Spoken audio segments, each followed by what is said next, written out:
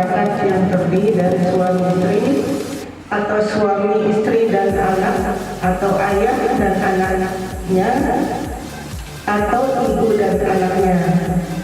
Keluarga di dalam pembangunan memiliki porsi dan kontribusi penting, yaitu sebagai institusi sosial dasar yang memberikan sosialisasi awal berupa pendidikan nilai, akhlak, dan norma kepada anggota keluarga.